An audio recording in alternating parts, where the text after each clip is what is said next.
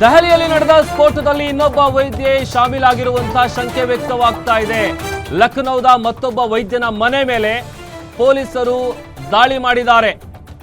ಸಹರಾನ್ಪುರದಲ್ಲಿರುವಂತಹ doctor Parvez ಅವರ ಮನೆಯಲ್ಲಿ ದಾಳಿಯನ್ನ ನಡೆಸಿ ಮನೆಯನ್ನ ಶೋಧಿಸಿದ್ದಾರೆ. ಅಲ್ಲಿ ಏನಾದರೂ ಸಿಗಬಹುದಾ, ಇದಕ್ಕೆ ಸಂಬಂಧಪಟ್ಟಂತ ಕುರುಹುಗಳು ಸಾಕ್ಷಿಗಳು ಏನಾದರೂ ಸಿಗಬಹುದಾ ಅಂತ. ಬಟ್ ಏನೂ ಸಿಕ್ಕಿಲ್ಲ, ಬರಿಗೈಲಿ ವಾಪಸ್ ಆಗಿದ್ದಾರೆ.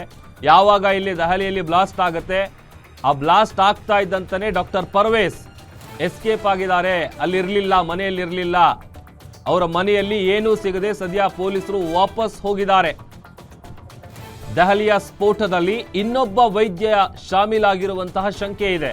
ಡಾಕ್ಟರ್ ಉಮರು, ಡಾಕ್ಟರ್ ಶಾಹೀನು, ಅದರ ಜೊತೆಗೆ ಡಾಕ್ಟರ್ ಪರ್ವೇಜು, ಹೀಗೆ ಒಬ್ಬೊಬ್ಬರ ಮನೆ ಮೇಲೂ ದಾಳಿಯನ್ನ ಮಾಡುವಂತ ಕೆಲಸವನ್ನ ಪೊಲೀಸರು ಮಾಡ್ತಾ ಇದ್ದಾರೆ. ಸಹರಾನ್ಪುರ್ನಲ್ಲಿರುವಂತಹ ಅವರ ಮನೆ ಮೇಲೆ ರೇಡ್ ಮಾಡಿ ಇಂಚಿಂಚು ಮಾಹಿತಿಯನ್ನ ಕಲೆ ಹಾಕಿದ್ದಾರೆ. ಬಟ್ ಏನು ಕೂಡ ಸಿಕ್ಕಿಲ್ಲ, ಬರಿಗೈಲಿ ವಾಪಸ್ ಬಂದಿದ್ದಾರೆ. ಯಾವಾಗ ಅವರು ಪ್ರೀ ಪ್ಲಾನ್ ಮಾಡಿಕೊಂಡು ಈ ಥರದೊಂದು ಬ್ಲಾಸ್ಟ್ ಮಾಡಬೇಕು ಅಂತ ಸಂಚನ್ನ ಹೂಡಿದ್ರು, ಆ ಪ್ಲಾನ್ ಎಕ್ಸಿಕ್ಯೂಟ್ ಆದಮೇಲೆ ಅವ್ರಿಗೆ ಗೊತ್ತಿರುತ್ತೆ, ಮನೆಗೆ ಬರ್ತಾರೆ ಪೊಲೀಸರು. ಯಾಕಂತಂದ್ರೆ ಈಗ ರಣಬೇಟೆಗೆ ಇಳಿದಿದ್ದಾರೆ ಪೊಲೀಸರು. ಈ ಒಂದು ಸ್ಫೋಟದ ಹಿಂದೆ ಯಾರ್ಯಾರ ಕೈವಾಡ ಇದೆ ಎಲ್ಲರನ್ನೂ ಕೂಡ ಅರೆಸ್ಟ್ ಮಾಡುವಂತ ಕೆಲಸ ಮಾಡ್ತಾ ಇದ್ದಾರೆ.